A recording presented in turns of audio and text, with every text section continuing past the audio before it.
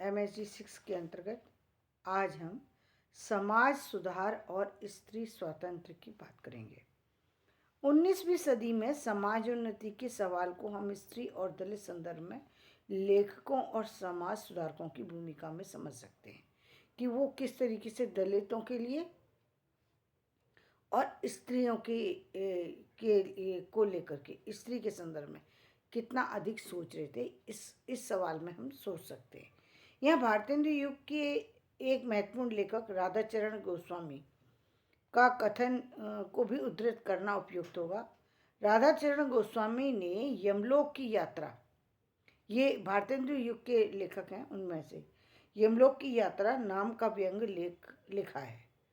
और उस यमलोक की यात्रा के अंतर्गत उन्होंने क्या लिखा है, इस पर ध्यान दीजिएगा।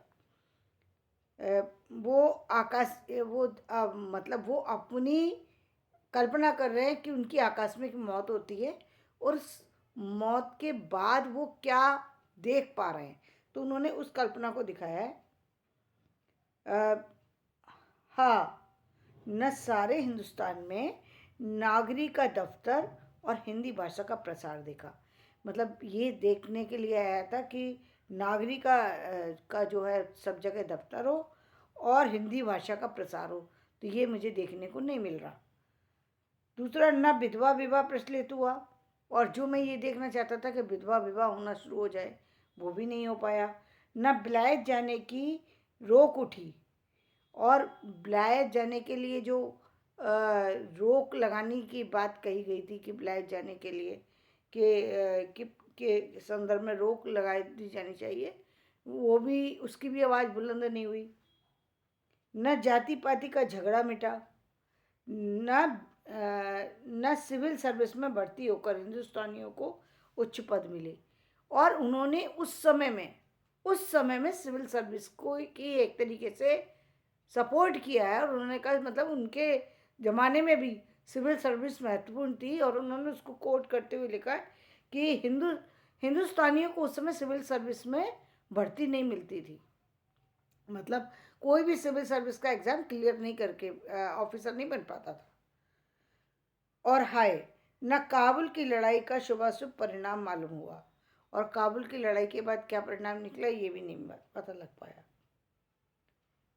तो ये उन्होंने जो अपनी जो बुक है वो उसमें जो है वो उन्होंने व्यक्त किया है।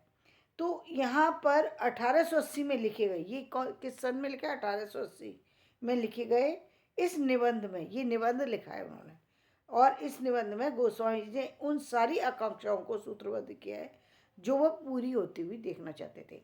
अब यहाँ पर आप थोड़ा सा मुड़ जाइए, 1900 से पहले वाले भारतेंदु युग में चले जाइए, यानी 1880 से और 2000 तक के बीच में, 1900 तक के बीच के इसके समय में सोचिए कि लोग जागरूक हो चुके थे, और अब उन सारी बातों को सोचा जा रहा था जो हमारे समाज के लिए महत्वपूर्ण थी।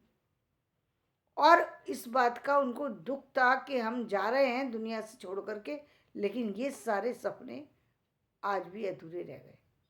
ये बात यहाँ पर इस बात से व्यक्त होती है। साथ ही उन्होंने ये भी जाहिर कर दिया कि उस समय तक सिविल सर्विस में भारतीय लोग नहीं थे, यानी ये बात भी उन्होंने यहाँ स्पष्ट कर दी। तो ध्यान देने की बात है कि न सिर्फ गोस्वामी जी बल्कि उस दौर के प्राय सभी लेखक सामाजिक बुराइयों को मिटाने की बात कर रहे थे, और उसका कारण ये था कि इसी में देश की उन्नति को देख रहे थे। उनको लग रहा था कि देश की उन्नति रुकने का कारण यही है कि क्योंकि स्त्रियां शिक्षा, यानी जैसा कि मैंने एक बार आपको बताया भी है मोटिवेशनल वीडियो में, कि जब हमने 50% ही अपनी जनसंख्या को कर दिया, यानी 50% तो स्त्री होती ही है, स्त्री या फिर बालिका, और आपने वो 50% तो परसेंटेज इसलिए घटा दी क्योंकि ना तो आप स्त्रियाँ तो उस समय की पढ़ी लिखी थी नहीं, और बालिकाओं को पढ़ा नहीं रहे थे, तो 50% तो आपका यहाँ का समाज वैसे ही अशिक्षित हो गया, और जो 50% बचा वो किसी और चीज़ में लगा हुआ था, वो भी ऑफिसर वगैरह उस रैंक पर नहीं पहुँच पाया था।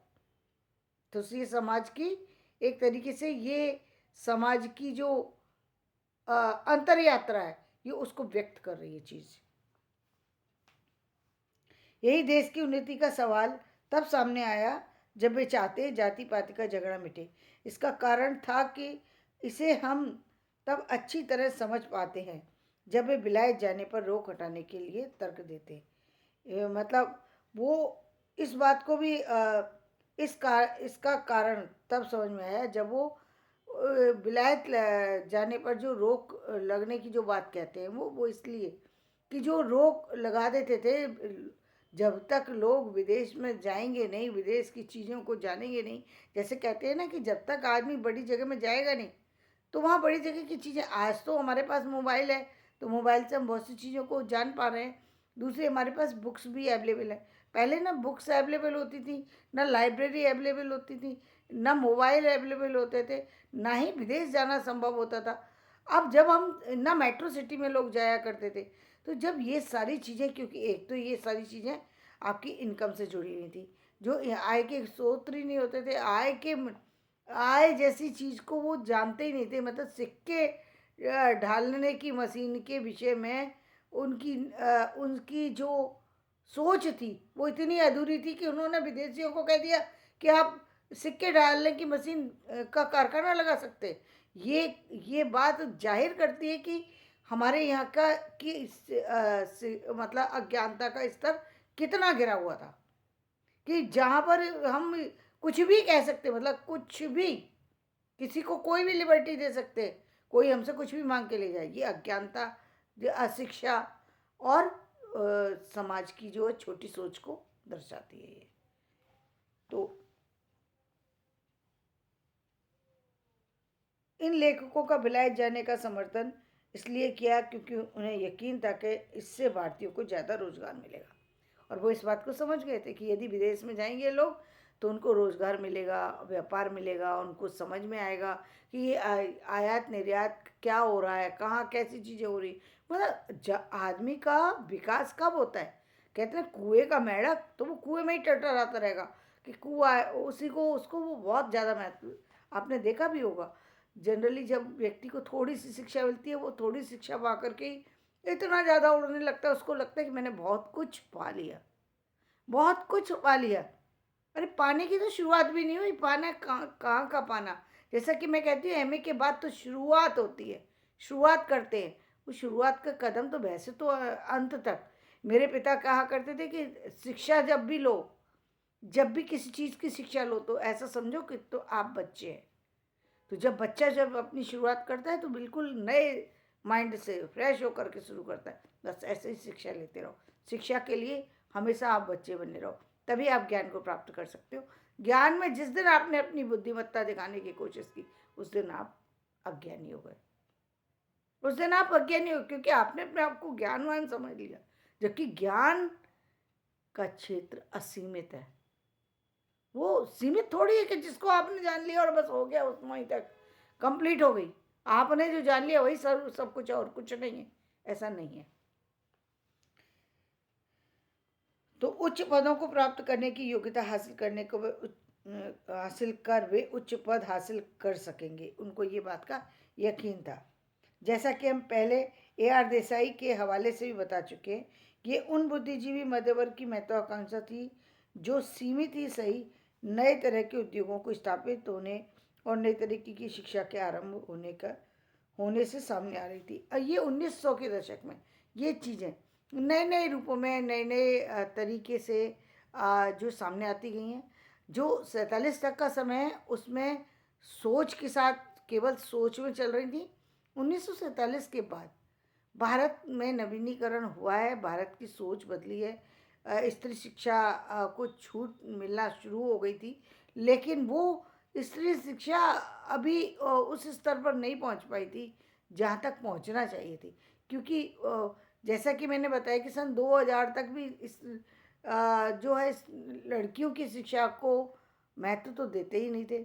अभी 2015 तक की भी स्थिति थी, जो जितनी भी गर्ल्स जितनी एजुकेशन ले रही थी, वो तो सिर्फ इसलिए ले रही थी ताकि उनको शादी के लिए प्रमाण पत्र मिल सके कि वो जा कर के वही लड़की BA है। यानी उनको एक सर्टिफिकेट मिल सके, सर्टिफिकेट के लिए वो सिर्फ एजुकेशन ले रही थी, एजुकेशन का उनके जीवन में कोई महत्व नहीं था। जैसा कि अभी भी आप देखते हैं बहुत सारे जो व्यापारी वर्ग है उसमें जब बच्चे होते हैं तो वो कहते हैं कि तुम्हें तुम्हें करना क्या है, तुम्हें एमबीए की डिग्री ले लोगे तो एक अच्छा होगा, बाकी तो तुम्हें कुछ करना नहीं है, तुम्हारी अपनी बनी बनाई सारी चीज़ है, तुम्हें उसके बारे में सोचना नहीं है। ये बहुत बड़ी मिस्टेक होती है जो कि हम अपने बच्चों को आगे बढ़ने से रोक रहे होते हैं, ऐसी बातें बता रहे होते हैं जो कि बिल्कुल ही मतलब ज़मीन से जुड़ी, मतलब ज़मीन से जुड़ी नहीं, बल्कि ये कहूँगी कि बहुत ही कम, बहुत ही छोटी सोच को दर्शाती है।